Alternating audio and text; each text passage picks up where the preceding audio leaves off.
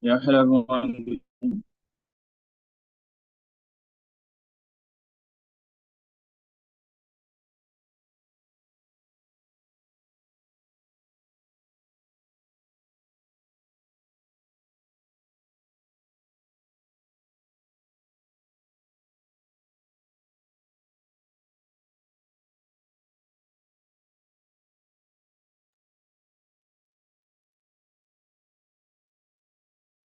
Yeah, and once again, good evening, everyone. I welcome us to today's class again.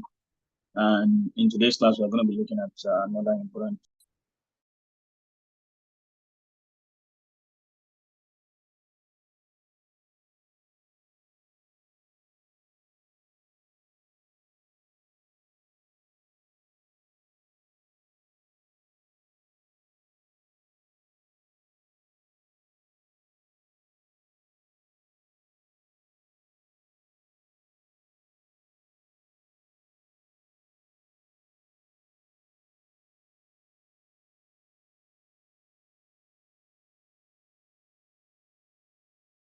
You're muted, so he.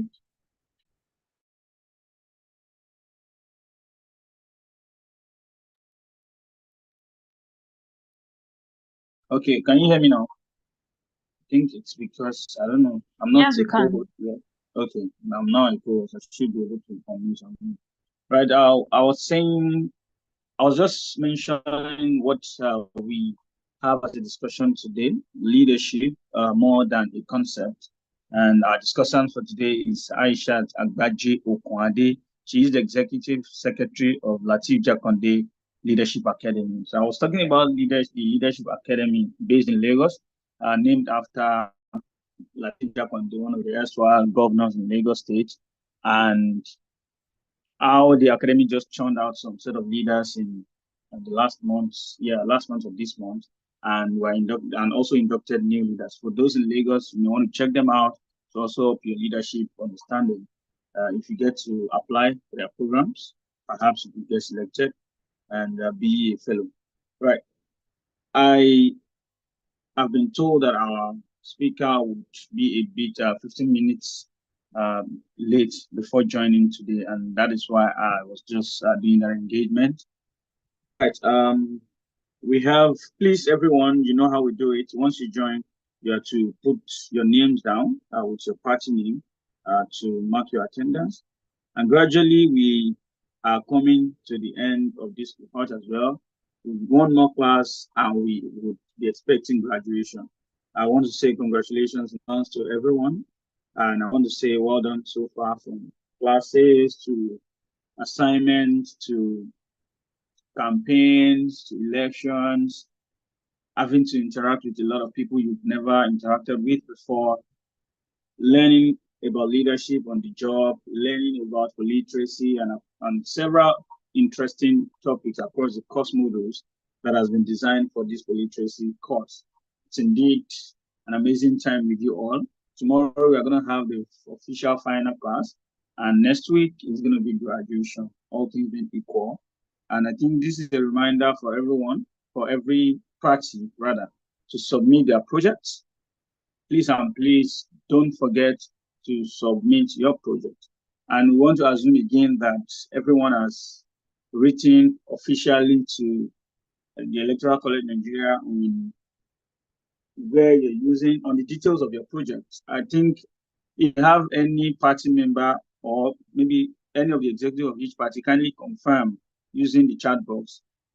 Tell us the name of your party and tell us if you've reached out to ECN on your project. So let's know. We'd like to know now, please. And PDP, APC, Labour Party, NNPP. Have you all reached out to the Electoral College officially, intimating us about your projects, where it's going to be carried out, the list of speakers or the group of people you want to invite to speak, the topics, and all of that? Please, we'd like to have responses on this. Kindly engage using the chat box, please. Anybody from the party can who is privy to that information. It doesn't have to be the party chairman.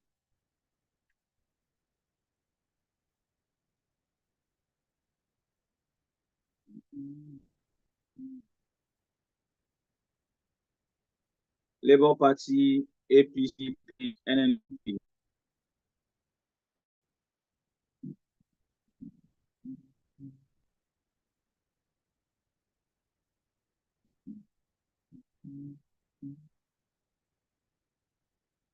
Just use the chat box. You don't need to use the mic. Just tell us, okay, yes, for your party, name of party and the status. Have you reached out to ECN officially to notify us about your project? That's the question.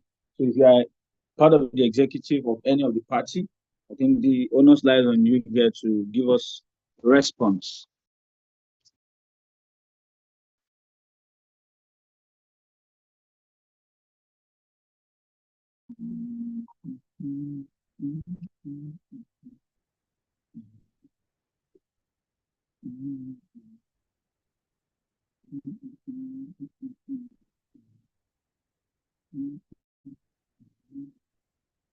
I don't know if I'm audible enough, but I can't get any responses.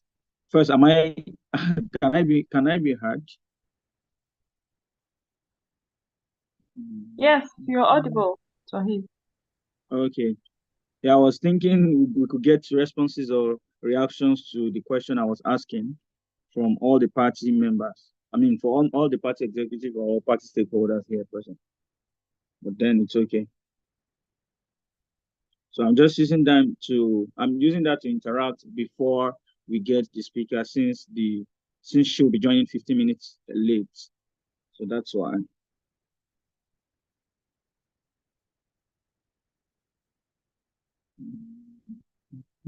Okay, I think good evening everyone.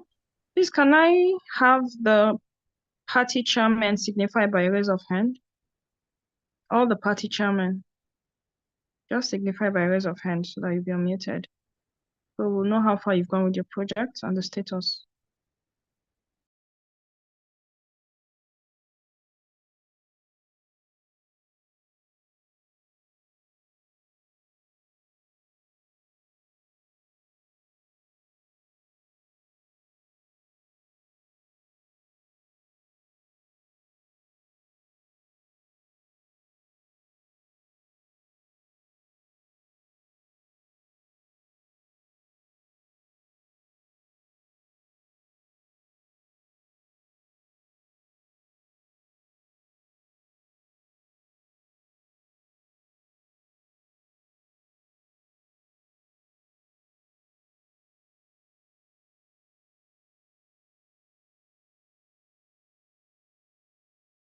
Are you saying none of the party chairmen are in class?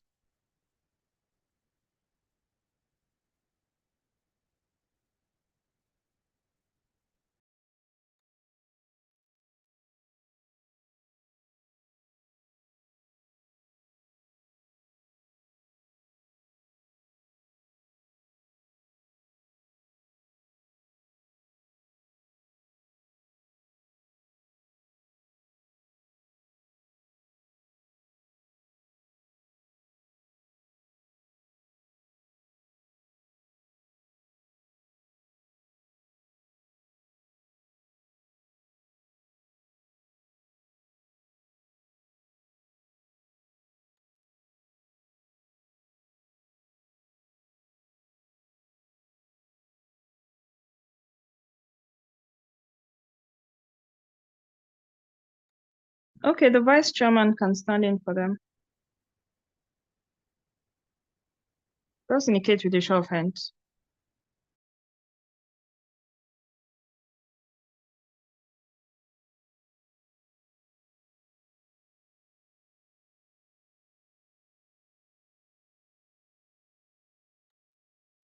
Ajibola, please go ahead.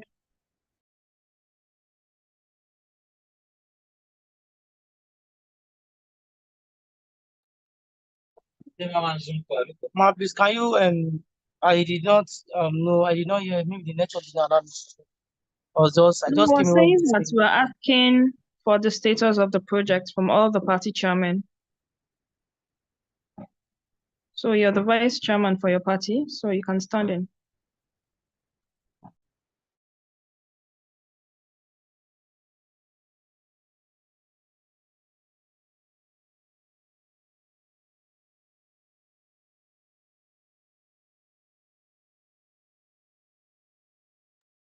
Okay, if Ajibola is not available, Onehi, please go ahead. Tell us what party and the status of your project. My just Okay, unmuted me. I've been trying to unmute myself since. Okay. All right, Onehi, please hold on. Let him go first, then you go. So we had our project on last week. So it was secondary school outreach at Okota, Lagos. So it was done on the 26th of September, which is on Thursday. It was held at Okota, a particular secondary school. So where we spoke about youth involvement in Nigerian political system. So and we have about 210 students in attendance, and it was a very nice session.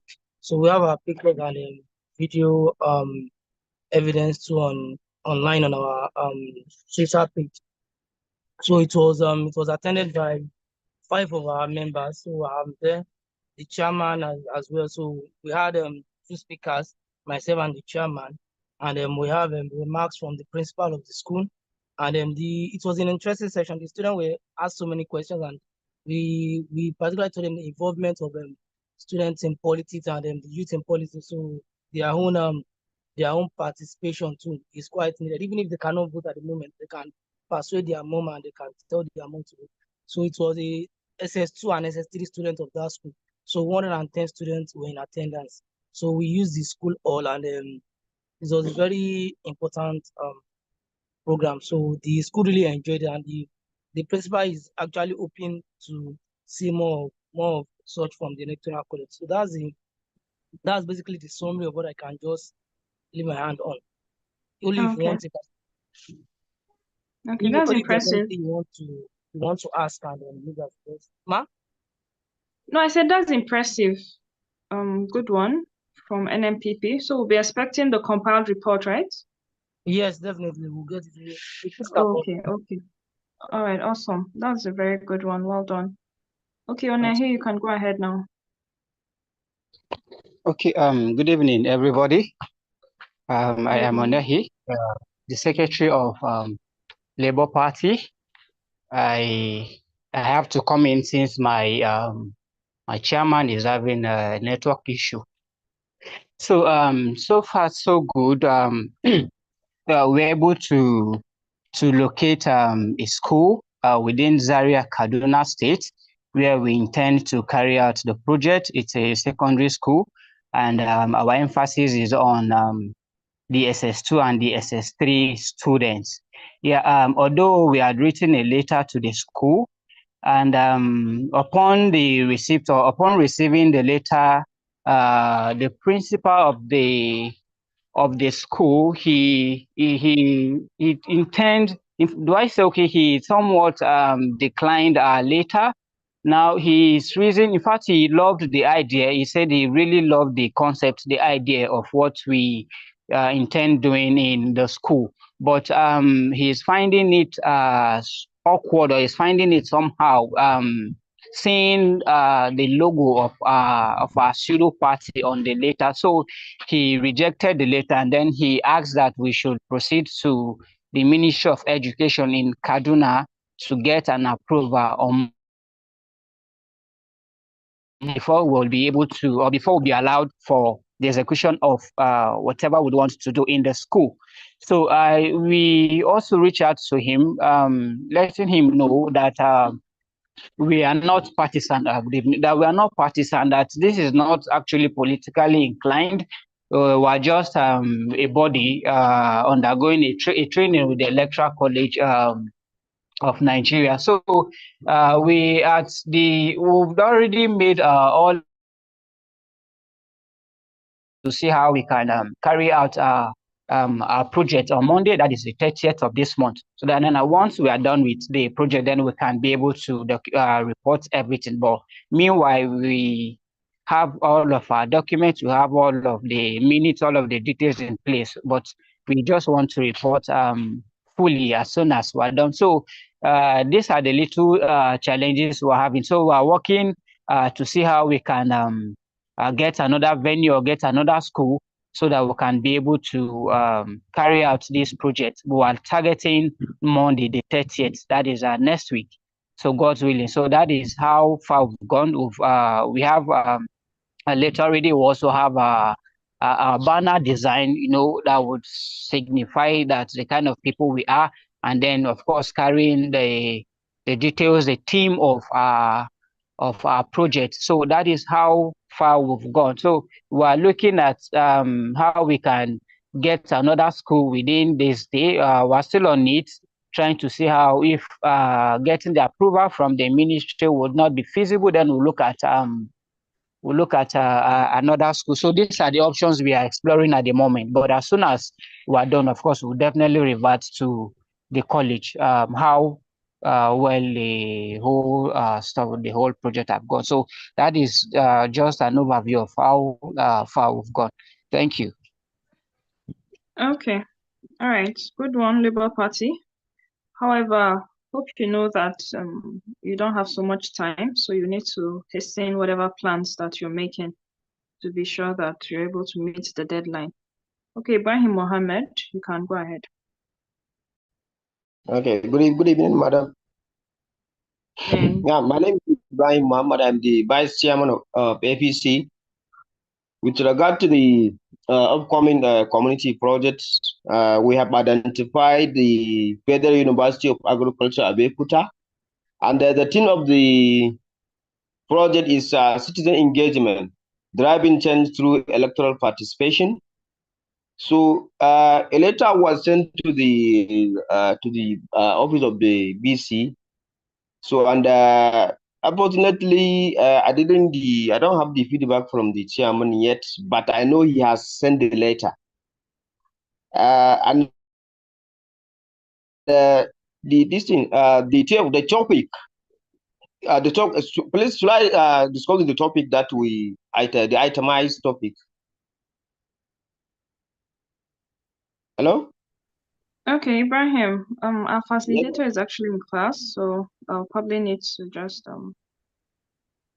cut you short. But before I introduce you, sorry, okay, you can continue because I'm trying to actually get on my system. Yes, I'm having serious issues with connectivity today. Okay, no problem. So please carry on. Whenever you're settled. All right. Thank you.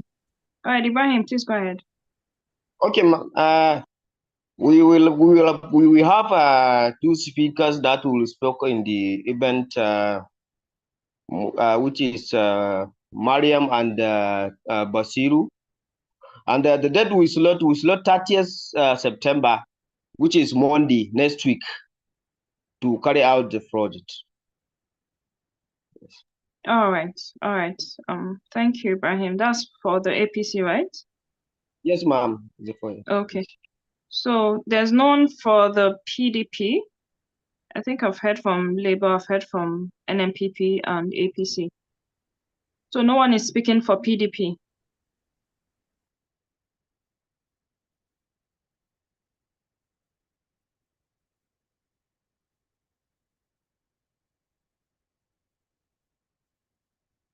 None of the committee for PDP is here.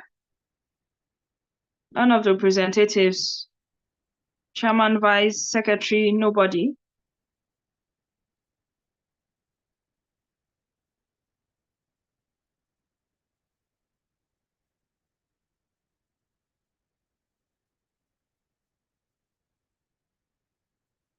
If you're a PDP member here, please indicate with a show of hands. All PDP members.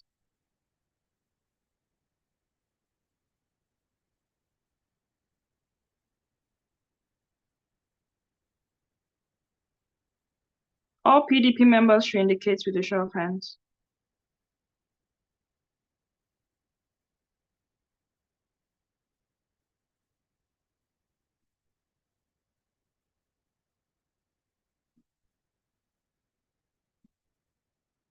Okay, so we have just 2 PDP members in class this evening. Okay, that is noted. 3. Okay. Fauzia, I've asked you to unmute. Please tell us the status of projects for your party. All right, thank you, ma. Good evening, ma. Well done, ma. So yeah, our chairman, I actually communicated with him when I noticed that we were calling out the chairmen of the party, and he told me that his network is bad. So the network kept on yanking out. So on our project, we've been deliberating, and the status so far is we have locations that want to carry out our project, but we're yet to get confirmation from the schools that we're about to write to. But we have location sets. We want to carry it out in about 3 major states. Well, the school we are going to write it is yet to be determined, but we have our topics and our speakers ready. It's just for us to send a formal invite to the school and then to the college. Okay, so you've not even informed wherever it is that you want to carry out the project?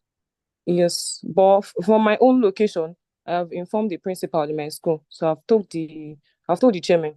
But for the other states that want to carry out, the 2 other states, we are yet to. Wow. Hope you know you have just 3 days to go. Yes, ma'am. We are looking at next week. The thing is, if we are not able to confirm locations, the school from the other locations, we'll have to do it in just one state where I've reached out to the school principal. All right, that's fine. Thank you. You can drop your hands, all PDP members. So our facilitator is around, but I think she's trying to set up. I think she has even left the call again. So you can just take over from her, pending when she returns. All right. Bello. Okay. Some persons still have their hands raised. Isaac Ojima Acha. Is there anything? Isaac, do you have something you want to say? Please go ahead.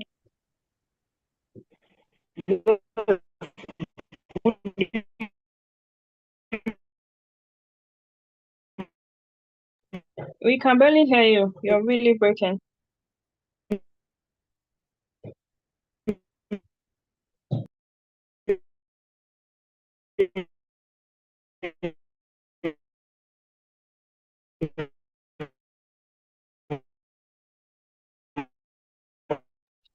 I don't think you can even hear us anymore. Yeah, you're really breaking, Isaac. Yes, the network has been yanking from the people that we spoke. The network. I can hear you. I'm on the call. Okay, please go ahead.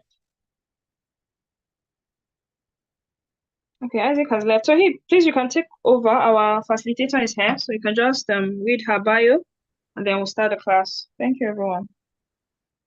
All right, thank you so much. Once again, good evening, and the class is meant to start proper.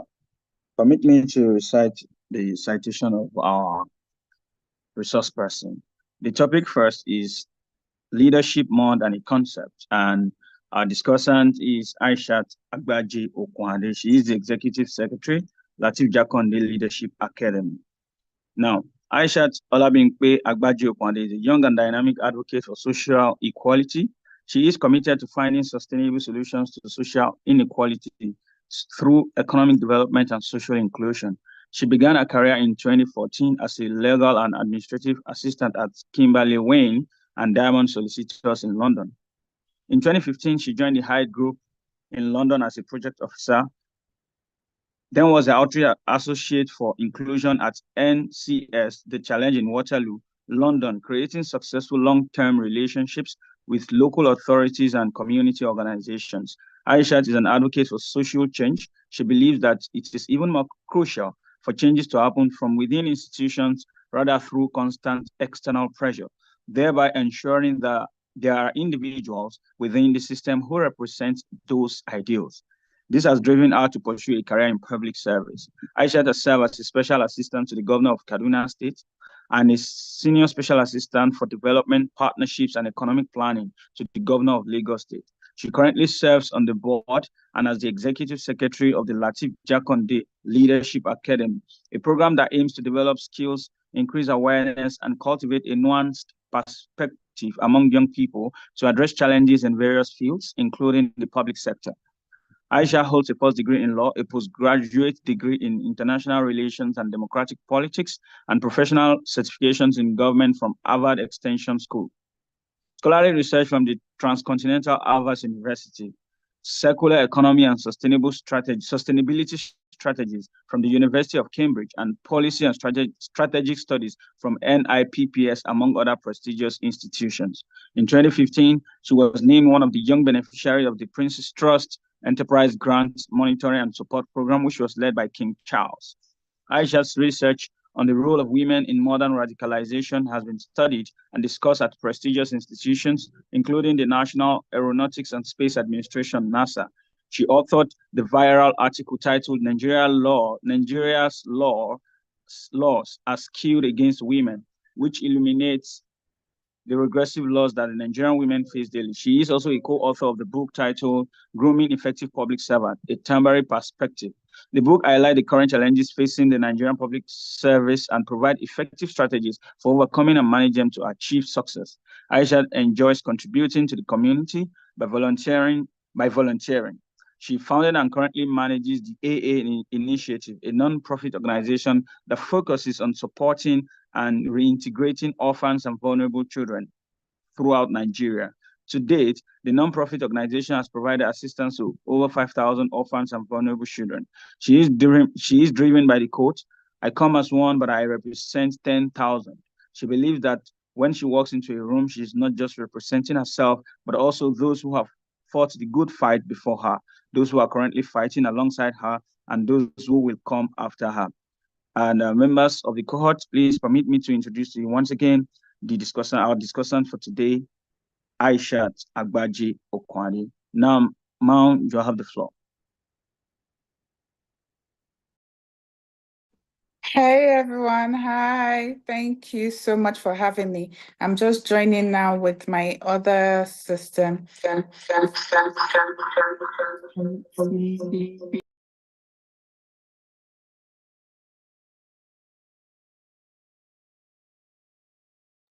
Okay, looks like there's network issue from my end, or maybe technical issue. Okay, no, I'm here. I was waiting for the co-host to make me host so I can speak. So I don't know, my system happened to have downloaded this new iOS thing by itself without my permission. And it's really literally messed me up in its entirety. So hi everyone, how are you? How are you guys today? And we're very well. Thank you, ma'am. It's good to have you again. My sincerest apologies. Like since it rained in the last few days, it's been a mess, literally. So it looks like a big class. So nice to meet you all. I'm sure during questions and answers, I would be able to, in the meantime, Lisa, please project for me. During question and answer, I'll be able to get to know you all a bit more as well. But well done for everything you're doing, and well done to Electoral College. Thank you. Well done. The work you guys are doing is amazing.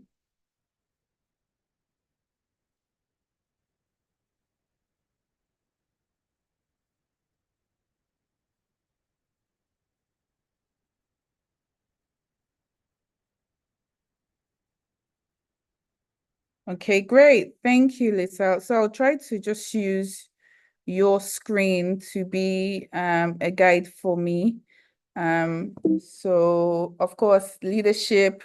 So I wanted to tweak some of these things, but I didn't have enough time on my hands to get it done, because I wanted to, what I've seen is from the last presenters class that went through this with me, perspective, as you grow, perspective changes, and you have to be also humble enough to understand that and to accept that. And also when, you can change your mind in light of new knowledge or new information. So you would see me deviate a bit from the presentations here and there, but don't be worried. I'm actually just also, would have experienced some new things that would, translate into something different or different understanding than what I usually would have, along the line. But yes, Lisa, please, can you just make it bolder? Because it was bolder before, but it just went off a bit. So we're discussing leadership more than a concept, the same sort of presentation I had with the last set. And it was really to talk about what leadership means and what it entails, how you cultivate or understand or recognize your leadership abilities, and also how do you even implement or apply it to your everyday life, and just what you do in the what you do today, and what that means for you, so you can be efficient, effective in everything you've put yourself into. So it's really important. And something I had said to start off in the last conversation in the last class is that whoever you are right now, you are a leader in one way or the other. Whether at home, whether at work, whether amongst your friends, whether, amongst your, even your foes, you're a leader, and you've taken up leadership roles right from the young age. So leadership usually starts at home. So culturally, we believe that the man is the head of the family, because we understand that, leadership even has to, come from home.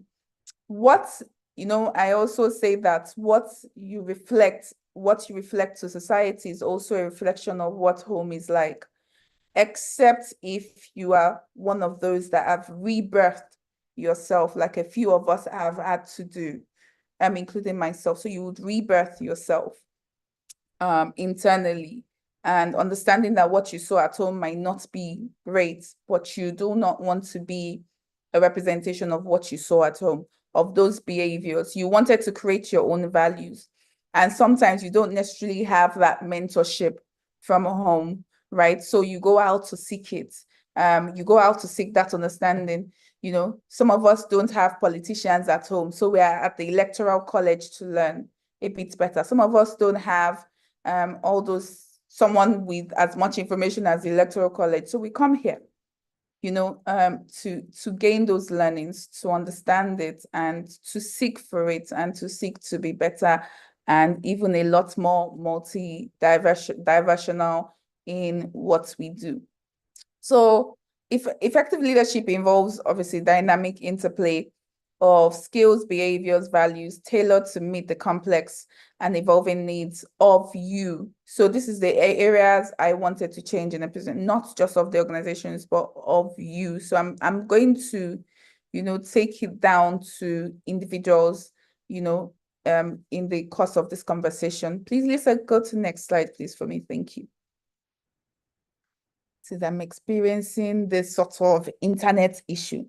So on the importance of understanding leadership beyond the theoretical framework, please go through it for me. Understanding leadership beyond theoretical framework is crucial for several reasons. And I thought these reasons were important. And so I would highlight that quickly before I also talk about other areas. So there is the practical application of leadership, which I think is really that falls under the, the organization aspect. There's the human element of effective leadership, and there's the context-specific solutions of the different theories of leadership. And I would deep dive a lot closer into the human elements and how we can, enhance our leadership abilities through through grooming and growing our own interpersonal skills and elements, building relationships, motivating teams, navigating conflicts, demand, and, emotional intelligence. But not just emotional intelligence, empathy as well. Empathy is very key, understanding the feelings of others, and also understanding your own feeling and how you can match others, because that allows trust to exist. That also makes one feel comfortable, especially when you're leading, and as you're leading, along the fine lines of integrity. So, and then you have the context-specific solutions, which I would dive into as well on different contexts. And also how ultimately the human element and the role we play, what we understand of leadership also then affects what Nigeria looks like. So how does one person contribution to the entire 200 million and something people, how does it affect, why does it have that much, how does it have that much effect? So looking at the power of one, how one person can literally change, can be a solution provider, because we see that one person can easily destroy. So why not also see that one person can actually also build? So what are you going to do differently in your in leadership, in your roles as leaders? So next slide, please.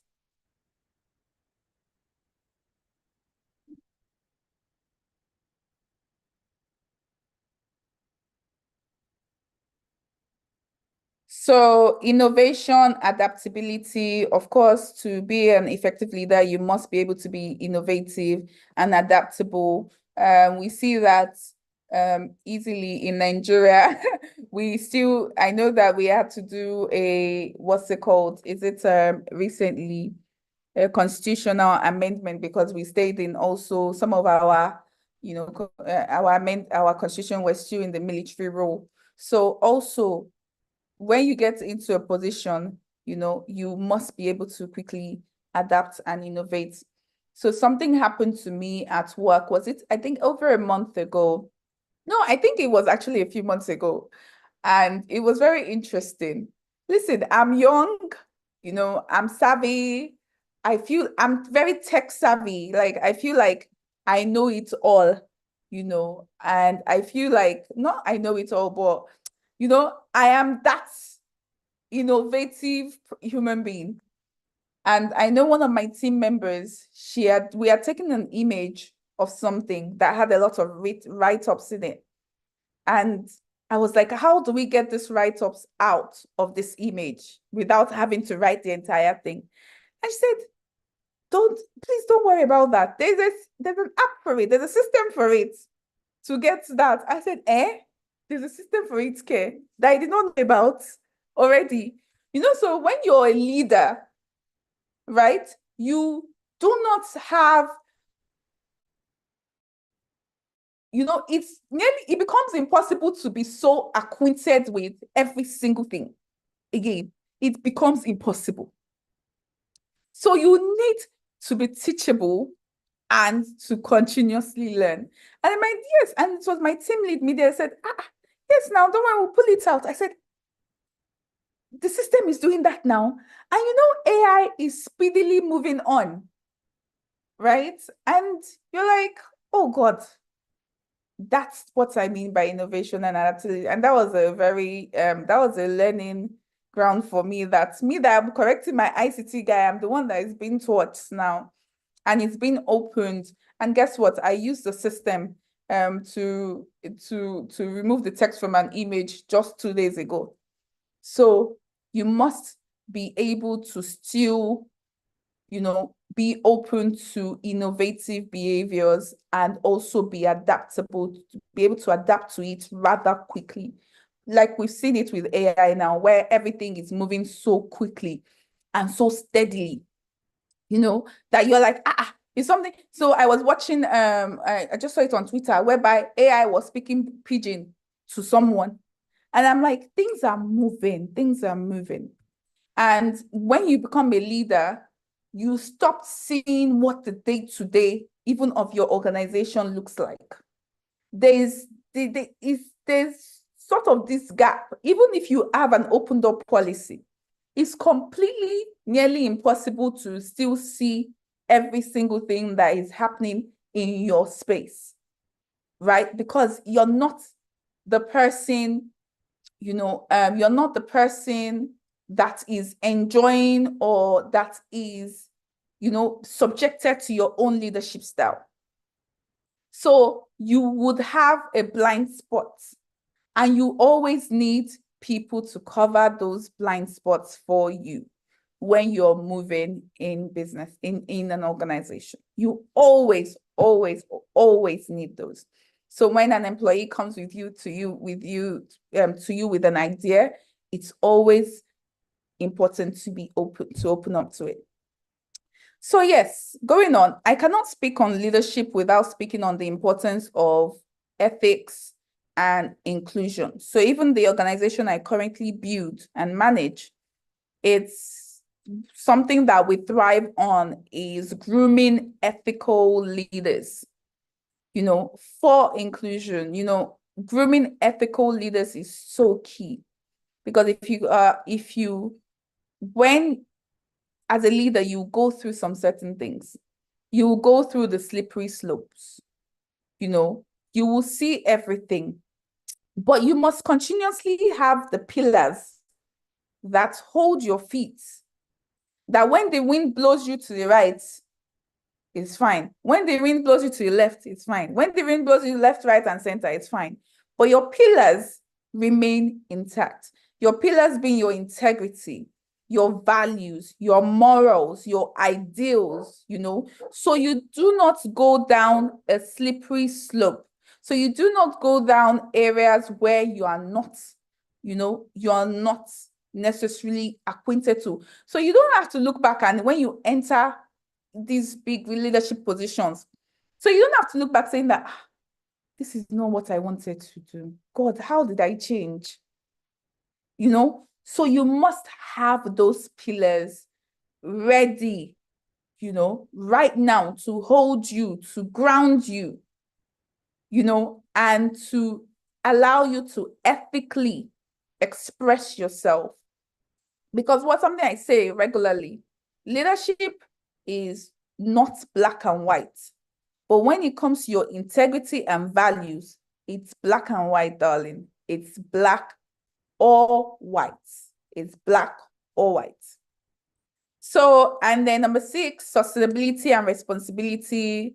There's no point if you are trying to, because I say we are all leaders. So if you're trying to, to get to a leadership position, if you don't have a responsibility, there's no point in if you don't have a sense of responsibility, there's no point in proceeding. I beg to say, right? Because sense of responsibility is so important, because what leadership comes with is selflessness. So understanding that you have to be selfless, understanding that even when you take up this role, I know we talk about work-life balance so much, but when you take up roles as leaders, you're carrying your entire team. You have to be available, of course, modestly, but you just have to be. So a sense of responsibility and selflessness is so important. Lisa, please, next.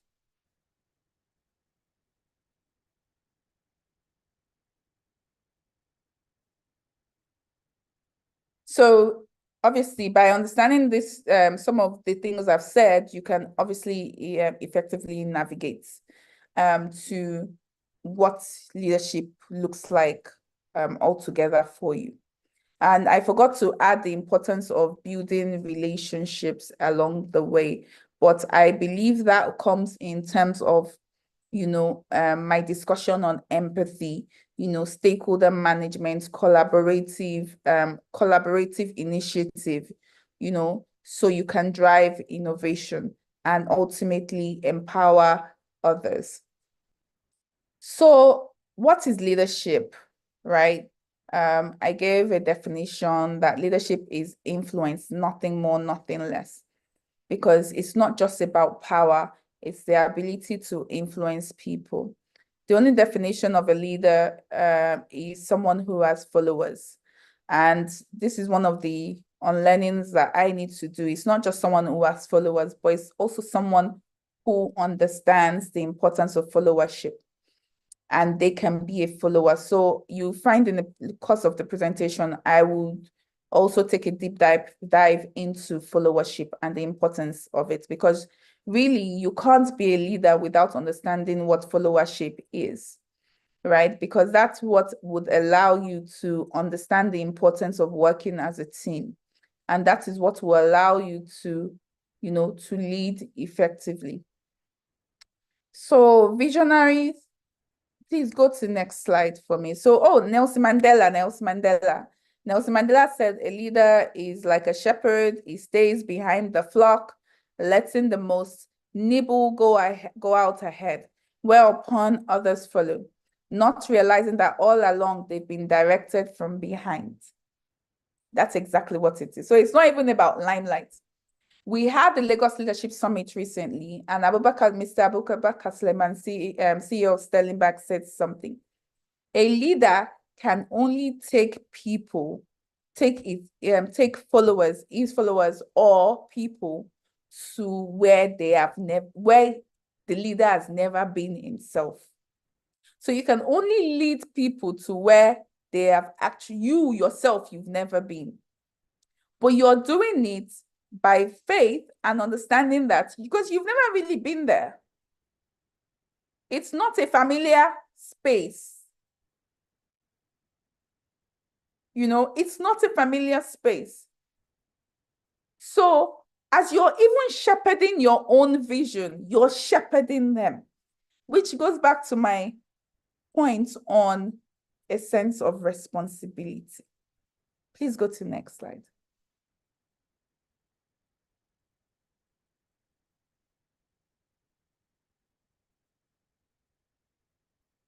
Leadership is the art of inspiring others to dream more, learn more, do more, become more, guiding them with a vision and integrity and empathy towards a shared goals. So you have a lot of people and everyone is just saying the same thing. But please go to the next slide. Thank you. Yeah. So now this is where it gets interesting, and I bring all the styles of leadership we talked about, where I talked about empathy, I talked about followership, I talked about, the ethical leadership, I talked about all of that. I talked about transformational leadership as well, where you're influencing people and you're inspiring and elevating people that you're leading, by also fostering an environment of collaboration, trust for them. So I talked about that as well. So now what does that mean for the Nigerian landscape?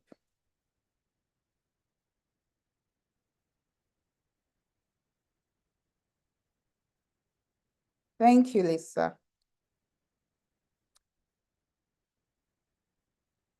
So Nigeria's landscape is characterized by both significant. So I say Nigeria because it's also important that we're able to, there's one aspect of leadership that is just purely theoretical, but it's important that you're able to get people to put things in practice because experience is the greatest teacher. And sometimes it doesn't mean that you're the one outrightly going to put it in practice. It just means that you've learned from someone that has been burnt a different way. You've learned from someone that has gone a different path and the result has looked different. So that's why we're coming to Nigeria, because this feels like this is home, to all of us. And I understand that the folks here, you're simply here because you're an active citizen. You have a greater interest to learn, to develop. There's patriotism within you. You're interested in what happens to Nigeria and where Nigeria goes from here. Because if Nigeria was perfect, right, we wouldn't necessarily need leaders like yourself to step in and to clean things up for us, right? So we understand Nigeria's challenges to be, it's right in front of us, corruption. I think, again, part of my unlearning, if I even think corruption is even number 4 now, because I would put ethnic and religious divides as number 1. Obviously there's economic inequality, there's security issues as well. Those are the obvious situations I know we can all agree that Nigeria has, suffered from. Lisa, please. So I'll try to be quick because obviously I was late. And as a leader, you must also understand that there are consequences or there are certain rewards to certain action. So I would not even also be able to even deep dive into some discussions I want to do. Because I am late. So I must accept that consequences of being late by now forcing myself to find all that information and put it into one without you also losing out on what you need to learn here. So essentially, there are consequences even in whatever action we choose to take. So it's easy to talk about the bad thing about Nigeria. It's easy to talk about bad things about others and criticize others, but it's always tougher to talk about the good things. So it was important that when we have the challenges, we also have the strength, the opportunities, what is going well in Nigeria. Because what I find is that most people that travel to other African countries, I even had a friend do that today, come back saying, Nigeria is good, oh. Nigeria is good. Compared to Nigeria is good. They would say, we are trying in Nigeria. Because sometimes, when you have problems, you don't understand that it could be worse. You would think that that problem gone is the end.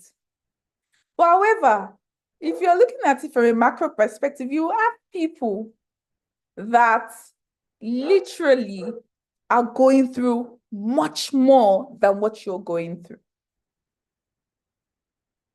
You have people that are going through worse than what you're going through. But you see, when it comes to emotions, it doesn't matter. Because it's what I'm going through that I understand, that I see. You have places with civil war. Syria was amazing before, but obviously now we know it's a no-go. Gaza, some people will even go and do holiday there, but now it's a no-go, right? Things can always be much worse. And I did with the former vice president, I did a sort of discussion on I think it was called One Nigeria with the UN, and the vice president's office was the one hosting it. And something I said, and I still remain, is that if you love Nigeria, right? If you love Nigeria, Nigeria would only love you back in return. But every day we go out and we are always bashing Nigeria. We're always talking about what is not good. But however, there's some certain good areas. Our cultural dynamics. Adire now is flying through the roof, in terms of creating economic values for local producers. What are we saying about it? And I wanted to travel to a country the other day. I think it was Maldives, actually. And I was researching on it, and I literally went on Twitter to see what everybody thought about Maldives. I couldn't find anything. Nobody's writing about their country online. But for me to understand that there was something going on in Maldives and it was a bit unsafe then because of a civil clash, I had to go on the British advisory websites, where the British website is advising Britons that are going to Maldives to be on the lookout. The Canadian website too was advising Canadians to be on the lookout. The American website was advising Americans that are going to Maldives to be on the lookout. So which told me that there was something going on in Maldives. But even places like Rwanda, you do not see them talk negatively about their country. It's not even allowed. Same way in Dubai. I think when the flooding thing happened, that all of Dubai scattered. They were not allowed to come out to speak negatively about Dubai. You know, and that I think there was even it wasn't money that Dubai, they actually put out a certain thing in the media saying no journalist must carry that flood in Dubai. As a result, there's only one video circulating around of that flood in Dubai, that man-made flood in Dubai, which was so bad. But we Nigerians go there and we are not worried about other people that want to come to our country. And we just constantly write bad things about Nigeria. It takes us a long time to even say good things about Nigeria. But guess what I've realized when I was looking at this? We are depressed. We are depressed. As a human being, when you're suffering with depression, all you see is bad things. You don't see good things. And then you find that when you're being, when you're going through therapy or medicines for not being depressed, you find that these are issues that are actually controllable, that you're being depressed about, right? So why not, in essence, come out to do things differently than what is currently being done, as opposed to banging on about what is not right online, then ultimately stopping others from coming or enjoying this country because they've seen that you've written something. And guess what? What you've even, the information that's been perpetuated online is probably might not even be correct. It's not because there's perspective. So it will not be an all-encompassing information about that particular topic. But whereas that tourist has seen it, say, I can't go to Nigeria. Right? So in essence, it was very, very important for us to look at the opportunities. And Nigeria's opportunities and strengths are not limited to the 4 items I've listed out here. They're absolutely not. They are not. And so it was important to see a sense of, remember when I started the conversation, I said, how does one person affect the Nigerian train? How does one person stop the train of Nigeria from to moving to its destination? Because it takes only one person. Please listen, next slide.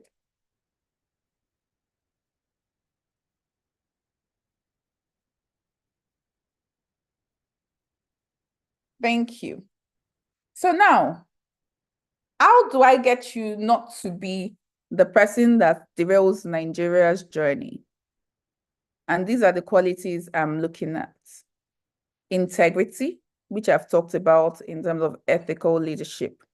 Community action, active citizenship, followership, having a vision, showing empathy, and ultimately being resilient. Because guess what? It's not going to be successful the first time. And if you're lucky enough that it's successful the first time, it might not even be successful the second time. So having a sense of resilience, and we say that Nigerians are naturally resilient people, but why are we not resilient towards our love towards Nigeria? What's stopping that? So this is essentially what I think that we naturally require to build those things. So you're accountable, you're transparent in your mode of operations, you are showing fairness, equity, because equality is not what is necessarily right for everybody. Equality is what is right for everybody. Is everybody having the same fair share of everything? But equity is you looking at each person's situation, right? It's you looking at each person's situation and understanding that from their situation, you administer what is right to them by looking at their situation. So I'm just going to share my screen on equity and equality and what that quickly looks like. So as a leader, you must have that diverse, mind when you are even showing your level of understanding. So just give me a moment.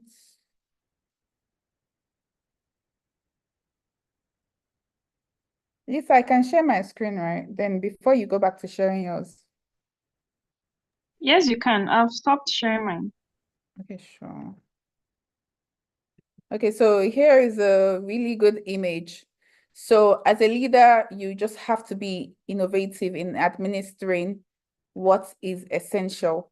So I'm sure from this image, you can see that with equality, everybody has the same level. But with equity, it's only those that need it that gets it. Especially, so let's say someone is a billionaire now, and there's a palliative going on, and you want to equally share palliative, and you go and give billionaire a palliative. Whereas there are people that could do more with it.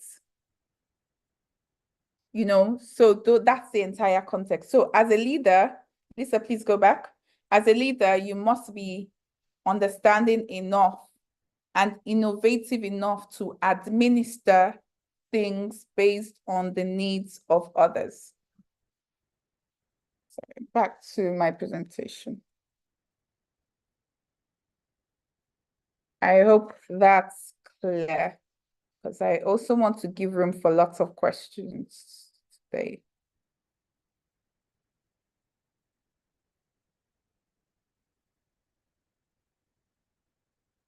Okay, so Lisa, go back. Okay, so next, please. Okay, so I've already discussed on integrity. I've discussed on integrity, vision, empathy, accountability, so I won't go too deep in that. Resilience. So Lisa, we can skip past that part.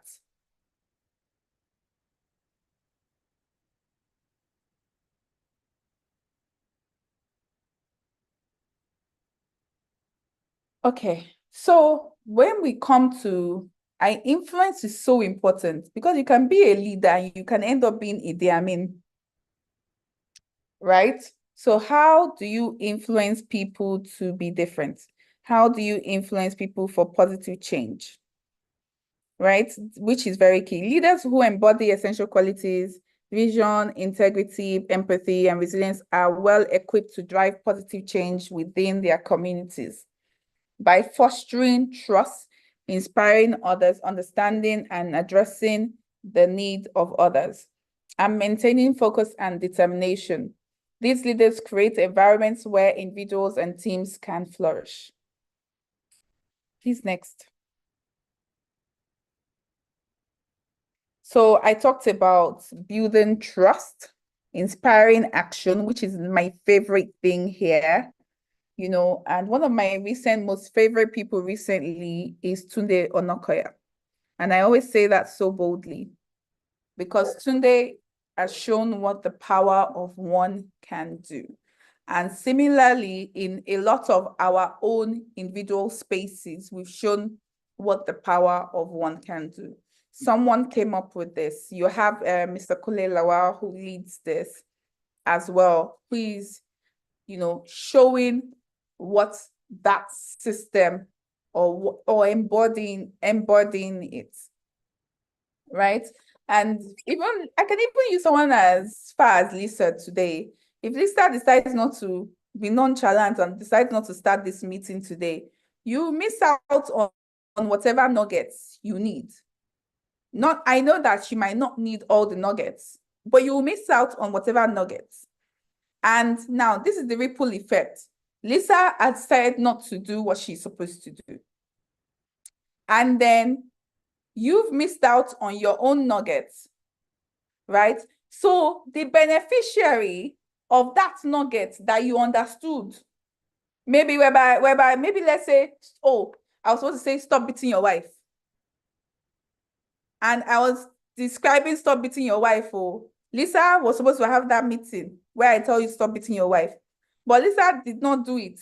And then that night, you beat your wife. And something else happened. You went police station. Then you went to jail. Then you do this, then you do that. Life happens. That's Lisa also limiting,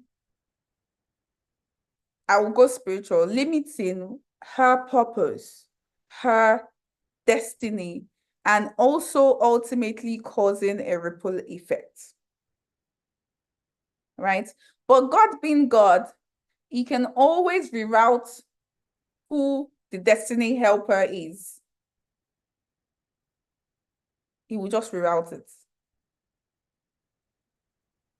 Right? So that's something I always share for you to understand how your action affects others.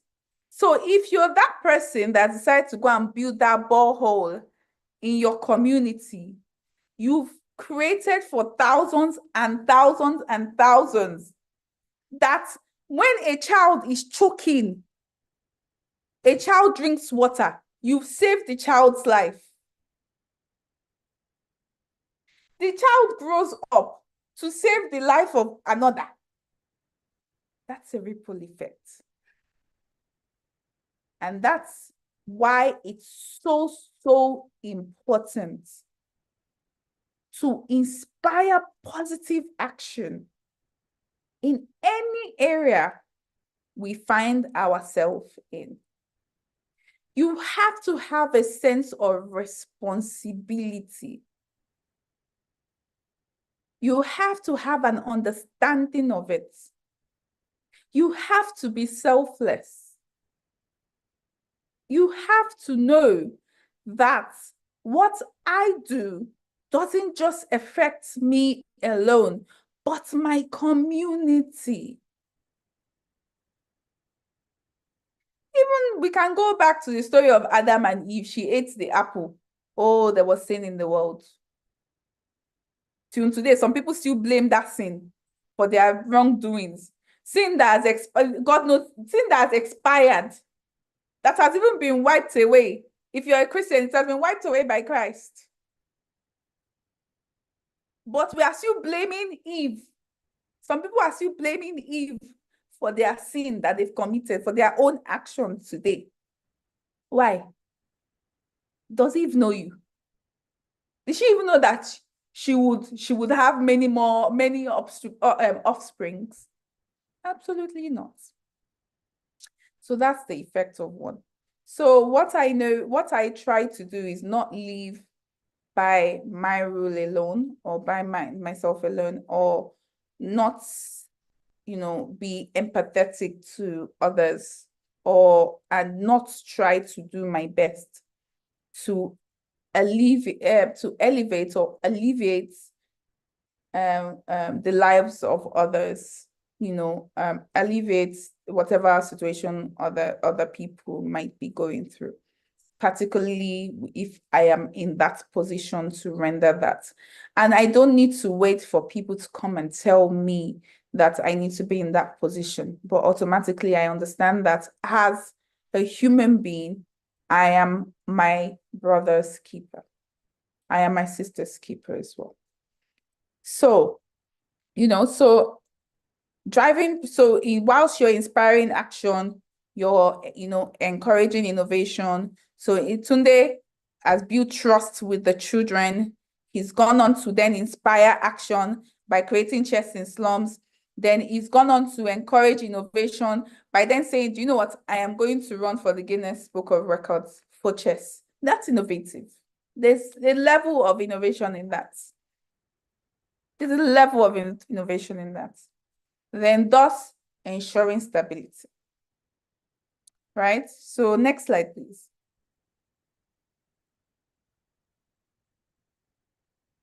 So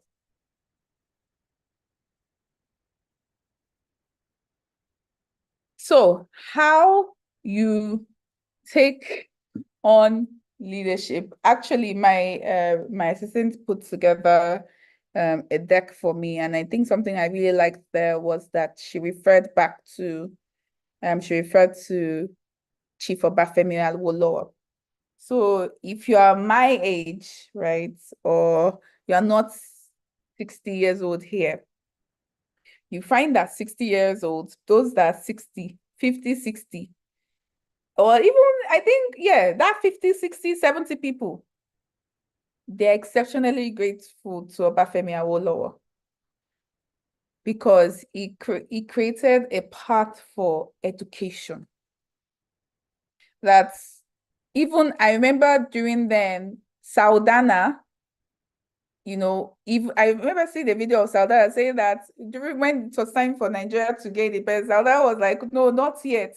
My people, the Northerners, have not enjoyed that much civilization, you know, that much level of education for us to be independent. So, but on the other hand, you have Obafemi Awolowo who, you know, he created free education. So you see a lot of the literate adults that we have today, they feel the need to give him gratitude because he strongly implemented significant educational reforms. Free education started with Awolowo in this, mainly the South. And yes, so ultimately, my mother or my father would not have been able to effectively even understand or even be able to send me to school to understand that education is important, if not for Obafemi Awolowo. So that's ultimately the leaders I think is important, the unique leaders to emulate. Right? His story is one that is very important to me, you know, and also one that really allows me to understand that just one person and their bold vision and their bold understanding of something can even birth the greater good, a greater good. So the leadership is not a one-size-fits-all. Remember, I showed you equality and I showed you equity. It's never, nothing is ever a one-size-fits-all. Life is not a one-size-fits-all, right? It's, you know, putting certain things in practice. It's finding a certain thing and tailoring it. So if you get a dress, it cannot give me the same size as someone that wears size 20. It would need to be tailored in order to look good for me. Right? So depending on who your audience are, you would need to tailor whatever reform you are doing. So Awolowo did it in the South, but could not do it in North. Apart from him being the leader of the South then, so he was not the leader of the North, you know. So it's easy to look at, to say, okay, let's take this. No, but they had the cultural dynamics that they also had to look at then. You know, so it's not a one-size-fits-all, you know, yeah, situation. Nothing ever is. But as a leader, you must be innovative enough to understand that, okay, I need to change this because this doesn't fit that situation. Same way, oh, they say you're an assertive person and you feel like you must go into every meeting assertive. Whereas there should be a meeting where you should actually just keep your mouth shut. There should be a meeting where you should actually just humble yourself. There should be a meeting where you actually speak up. There should be a meeting where you don't need assertiveness, but you need laughter. And then you go into a laughter meeting with assertiveness and you say, that's who I am. No, it's not who you are. That's shameful. It's not who you are. It's who you have chosen to be. It's who you've chosen to be. So it's not a one-size-fits-all. So even your personality, you know, your learnings, your key learnings, it has to be flexible. It has to be flexible to be tailored to each situation, you know? So that comes to the end of my session. In order for you to be transformative, again, I was not able to get everything in, but I'm sure that the next hour, as discussions go on, would be able to really get out the basics and also hopefully get you to practicalize some of it, even in your own, you know, leadership journey as you go along. And as leaders, because you'll be leading brown, you'll be leading yellow, you'll be leading black, you'll be leading ebony, you'll be leading all sorts. You'll be leading thick hair people, thin hair people, full hair people, short hair people, bald head people. You'll be leading different people with different needs. So how do you get yourself to be as diverse as those you lead? And it's really hard. You know, one of the biggest workings that we have to do as human beings is understanding the flexibility. That's one of the biggest workings that we have to do. And something that's helped me in understanding how to be more flexible in my personality is the Johari window. I'm not sure if we're familiar with the Johari window for personality. So you have so it's 4 boxes. So you have one covers the personality, the side of you that is known to you and others. You have second one is side of you that is known to you alone, which is the hidden side. Then you have the blind spots, which you cannot even see at all of your personality. And then you have the side that is known to just, you know, to those that you have the side that is known to, I think, that is known to others, not to you. Right? So once you obviously understand those 4 items, it's much easier for you to be able to exercise flexibility in how you do things. So then it allows you to be a resilient sort of leader. So Lisa, I'm just going to share this finally, then I step away. So just allow me to share my screen whilst I round up. Thank you. So the Johari window, open area, so known to self, open area that is known to self, blind spots, your blind spots of your personality that is not known to yourself at all, you know. Then you have an hidden area that is not known to others. So those secrets, like PDD, those secrets that you have inside, whatever secret it is, no one knows it till it's publicized. And then you have the part of yourself that is completely unknown.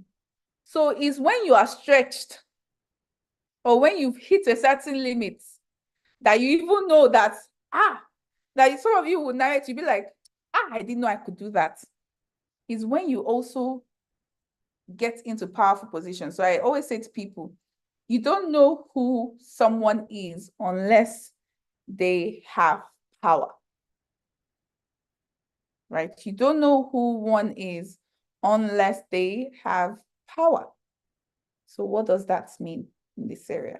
So that means that also when you have power, you start to see some new learnings of yourself. So it's completely unknown.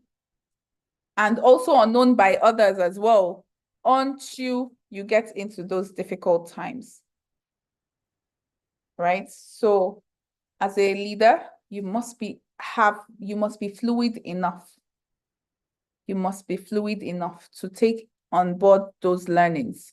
So constantly innovate yourself, because innovation is not just, oh, I'm IT savvy. No, it's what am I innovating, even in terms of my personality. Innovation is upgrading. So what are you doing better? Where are you doing better? And how are you doing better? So that rounds up my session. Thank you, guys. Thank you. Thank you so very much for such an explicit session. So many values packed in one package in one day. Thank you so very much. Well, we sincerely do appreciate that, and I'm sure there are those who would have questions or who would have to need clarifications on some of the things you have mentioned. I particularly love the introduction of this Buhari window, because the moment you mentioned it and you shared it, I was already ruminating on many things, and it speaks to the fact that if I had not attended this session, I probably may not be privy to such information. Thank you so much for your session. Right. So I like us to, if we have questions, I like us to raise our hand. So I would ask us to unmute to ask our questions. So do we have questions on leadership, being more than concepts? We've been taking through several understandings of leadership, the layers, the types, the understanding, the explanation. And not only that, we have also been taking through a session that makes us want to love our country the more. I mean, how do I put it now? That cements our love for the country, our sense of citizenship, right? And it's quite important that this happens, because we really need to have conversations like this. Thank you so much. Please, are there questions? Do we have anyone who have questions? Are there anything you'd like to ask? Let's just indicate by show of hands if you have questions, and I'll ask you to unmute. Anyone?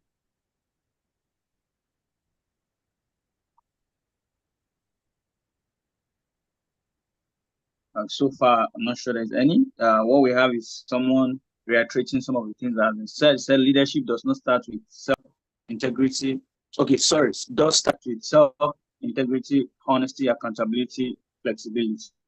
So this shows that this person has also been keenly following through the conversation. Do we have any comments, questions? Questions in particular now? Okay, I'm not sure there are those who have questions. Ma'am, do you have questions for us? Maybe we do it that way. If you have questions for us. No, not at all. I do not. So I would like to illustrate it towards so you see questions there. Questions just take one person to start, and you see a floodgates of others just come in last minute. So that's the power of one, by the way. That's the power of one. But no, it's I do not have any question. But I hope everybody has, unlike the last class whereby I was inundated. But I hope everybody had really just had a very good understanding of everything that was spoken about in this class, because I can see from your comments that you do, and particularly in terms of Johari window and the illustration of equality and equity. And it's basically giving yourself room to further, develop and to grow yourself. And don't be too hard on yourself whilst your journey on. Yeah. Thank you. Thank you so much, ma'am. Though I would like to ask this question for the sake of those in Lagos in particular, those on this cover in Lagos. I've checked out the Latif Jakonde Leadership Academy. So would you like to take like a minute to tell us about it, ma'am, so that those who probably could benefit from it in the next cohort, maybe would be a benefit of, or a beneficiary rather, of that program? Sorry, so you would have to say that again, because I didn't catch what you actually said. Okay, before that, I think someone raised their hand. Maybe they want to ask a question.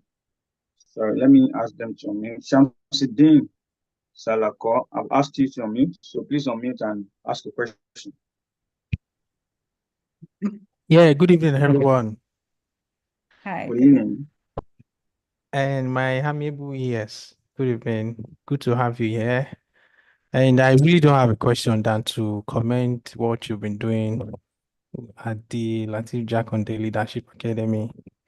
I've been following up for a while since you started leading that initiative. And I want to say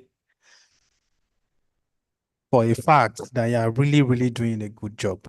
And thank you for being an inspiration, and thank you for honoring the Electoral College. And it's good to have you.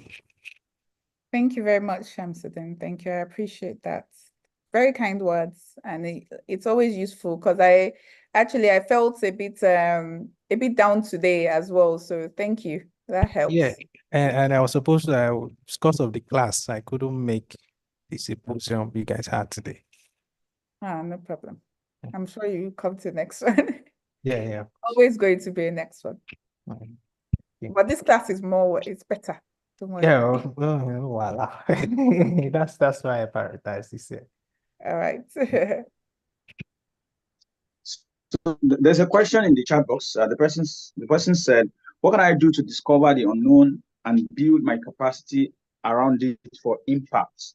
What can I do to discover the unknown? That is, out of the Johari window you shared earlier, the part that is totally unknown to oneself." Yeah. Yeah, that's a very easy question to answer, actually. Probably the easiest questions I've had in a while. It's basically by expanding your bandwidth. Expanding your bandwidth. So you see the internet now, it can only take a certain amount of bandwidth, right? But when you expand the bandwidth with the internet company, before you know it, your system runs faster. Everything runs faster because it's experience. So it's through experience you can discover your unknown. And that means that when someone says, "Oh, wow, do you want to get involved in this? It will be really useful. You will learn a lot." You say yes. You take up opportunities, right? You do not show that you're lazy. You show that you're a great thinker. You show that you're able to take on new challenges, right? So one of the easiest way to help you learn about the unknown a lot better is by volunteering. So when you volunteer for different organizations, you start to learn new things, especially if life experiences are not, growing, then it's by volunteerism, because you learn. So how easily you discover your unknown by simply, just building yourself and opening yourself up to new opportunities. And that means if I say, "Okay, come on board on this, come on board on that," you come on board and you also give it your best shot. Of course, if it aligns with your, I talked about the pillars, your values, if it aligns with that. So you come on board and you give it the very best. That's when you will even know that you can hold your breath underwater for 1 minute. That's when you even know that you can run. That's when you even know that you have talent, that you can join the Olympics. It's by stretching yourself. So people that Michael Phelps did not naturally become the best swimmer in the world overnight. It's practice and hard work. Beyonce did not become a dancer overnight. She was not naturally a dancer, but when Beyonce dance, you will know it's hard work, and you will know it's practice that has allowed her to be able to allow her body to be that flexible. That she would dance on stage with heels. I remember there was a concert that she did. She danced on stage with heels that her feet was bleeding. I think from there on, she understood that she can dance in heels. And wherever you see Beyonce dance, is it not in heels? Is it not in heels? It's in heels, with high heels. And not a lot of people can do that. But she was not born with high heels on her leg. It's practices, stretching herself above and beyond. When Michael Jackson was with the Jackson 5, he didn't exactly show us his dancing skills. But as he grew, he started to stretch himself. And he's stretching oneself. So take up those opportunities to allow you to stretch yourself. You know, and you might not even be offered those opportunities. For instance, now, like I know that, yeah, but I know that I dance, but I know that I've not been keeping fit as well as I want to. But I just applied for they said it's called yoga on air. Basically, you are flying, you are doing yoga, you're flying. Because I want to try it. Maybe I'm just amazing at it. You know, you never know. So it's stretching yourself. And also then going, if those opportunities don't come to you directly, go and find it. It's always there. It's always there. Thank you. Thank you so very much, ma'am. That's quite wonderful. So I think there's another question here. The person said, what's really the leadership challenges confronting our national development? Okay, that's a big topic. Remember what I said? When one person just goes, ask now, every other person will. So it's the power of one, by the way. Only one person needs to speak, and others would find their voice. So one of my favorite quotes is, when you allow yourself to shine, you invariably allow others. So Oprah Winfrey has literally hit her peak as a result, and she's allowed herself to bloom. As a result, people like me or you look at her and be like, wow, what an inspiration, what an amazing person. And then we want to follow that footstep to allow ourselves to bloom, which is why we're also here. Do you understand? So, yeah. Anyway, to the question, what's really the leadership challenges confronting our nation? There's a lot of leadership challenge. Well, I think also I said something in the last one, and I'll say it here again. Nigeria is a reflection of its leaders, you know. So who we are as Nigerians, there's nothing wrong with Nigeria. We are perfectly fine on the map. Everything is shaped and done out so well, you know. We have Jos, which is beautiful, you know. The weather is nice. We have mountains. We have everything. Everything is fine. Nigerians are the problem. We reflect what we like. We reflect who leads us. So I was telling a story today, or what was it? I was telling a story about how I watched something on social media. I think it was this guy, one of these OAPs. He came up on social media saying that he had raised 8 million naira for someone with sickle cell, which is very kind, right? You think, wow, you raised 8 million naira for a transfer, you know, a bone marrow transfer, I presume. This is, you know, that's amazing. People donated online. And he said that he had just gotten a call from the girl, you know, he had just gotten an opportunity from a girl. So what was it? He said that, okay, so he said that he had just gotten a call from the girl. And the girl said to him, the sickle cell girl he fundraised for said to him that the family literally took the money from her. They went into their account and they took 4.5 million. They said they want to put the sister. They said they want to put it on top of a house or for a housing thing or something like that. And then they said they want to now take the remaining money from her, whereas they did not help her fundraise. They did not help her do anything. They did not help her with the illness. But now that she's gotten money, because she's your junior sister, you go and take money in that account. And you say that you must bully her and collect money from her, and you collected it. Now, that sister, let's use her for example. Imagine I give her presidency. What do you think the presidency would look like? Imagine I make her the next Nigerian president. What do you think that would look like for Nigeria? Right? But remember, she's just an ordinary citizen. You know, last conversation we had, we talked about even civil servants. Every one of us has a relation that is a civil servant. Right? They are for me, they are one of the biggest issues in that we need to identify. The system of civil service is something that needs to be cleaned up. And I think everybody, to a large extent, every leader in Nigeria agrees with that. But also, people contribute to they are your brothers, they are your sisters. They are your aunties, they are your uncles.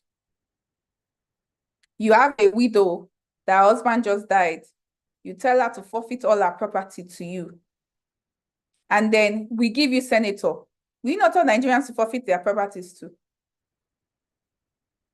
Right? So it basically hammers on, we need to learn to be good people. You know, we need to learn to be good people. But there's also a other side to the coin, whereby actually no one is, you know, it was this Machiavelli that taught it. Are people good, inherently good or bad? A lot of people argue that people are inherently bad. They are naturally bad. Is what space you create that allows people to exercise either they are good or bad. Some people argue that people are naturally good.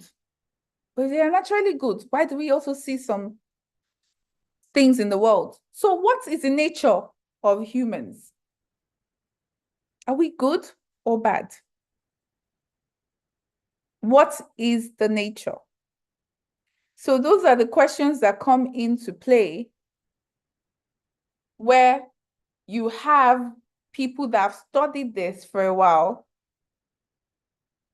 and they say, actually, we are not going to leave it to Machiavelli to decide for us. We are just going to set up a strong rule of law. So you find that in conversations, people go on to say, what do they say? What do they actually, they say that, how does it go again? In conversations, they go on saying that when Nigerians go abroad, they do not try to beat the traffic lights like they do here. But actually, there's the rule of law that is stopping Nigerians from going abroad and trying to beat the traffic light. They have a strong implementation of the rule of law. So to answer your question, Nigeria has a weak implementation of the rule of law. There are lots of things that go on in this country without consequences. There is not, we feel like we can do things without consequences. So that's the same way you have a brother going to take a widow's property, because who would hold me? But before you do that abroad, in a country that is more structured, what you would look at first is, can the police come and pick me up? You'll find that in all the movies we are watching, the Suits, all these legal movies, they are strategically creating those channels. So there are no loopholes so you can steal legally. So it's not the systems, it's the rule of law. So, but however, it's the system, it's the people, it's the government that would allow the rule of law. Because what I think has held us together for so long is our cultural beliefs. What has not made us, go off the rails. But it's rule of law. Rule of law is the answer to that question. So I gave two answers to that question on what I think, Nigerians and rule of law. So, but you can ultimately motivate things to look different. Kagame has done it for Rwanda, even though Rwanda still has its issues here and there. Lee Kuan Yew did it for Singapore. You can change what that looks like for Nigeria. Thank you.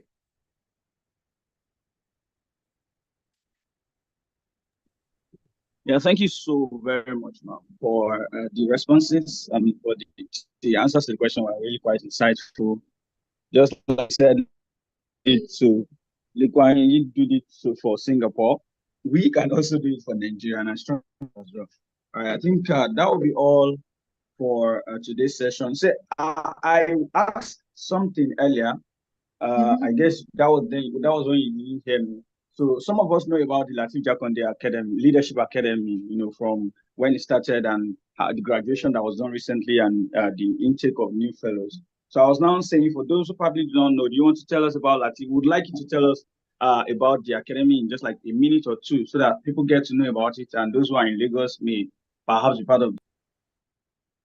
Yes, sure. Thank you. So Latif Jakonde Leadership Academy is a 1-year sort of leadership fellowship for grooming the next generation of young leaders across the country. It was initiated by Governor Babajide Olusola Sanwo-Olu. So it's really grooming the future leaders, on active citizenship, community action.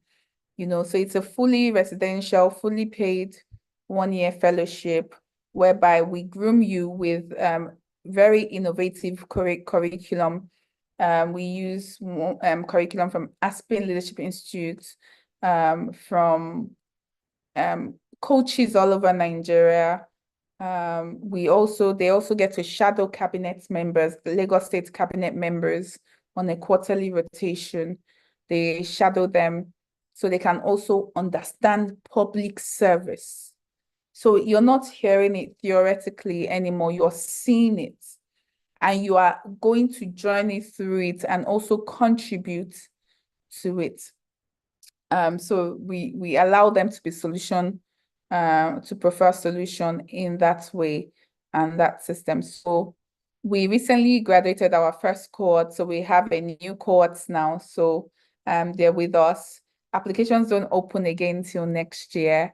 It's quite competitive as well. So we also recently did the Lagos Leadership Summit, and I hope one of you or two of you were actually present at the summit, or maybe you've heard about it, and we're hoping to do another one soon. So we are literally just trying to, groom young people to take action. It's between the ages of 25. Very similar to how Electoral College is also trying to build. We're just doing our own part to also, build. But you also have direct mentorship and on-the-job experience, whilst you're learning as well. So that's what we're about. So you can read more on www.lgle.academy. I'll just put that in the group chat. Thank you. All right, thank you so very much. And so for us to read about the Latif Jakonde Leadership Academy, the link to the website or the website URL is here. You can always click and check it out later. I think I don't know if there's any announcements.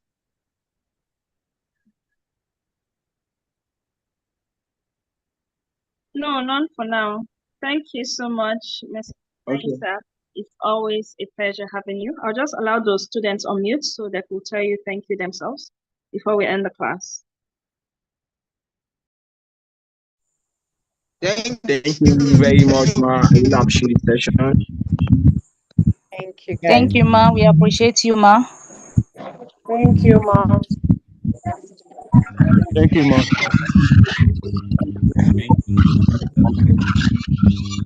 Thank you for listening. Thank you. Thank you, everyone.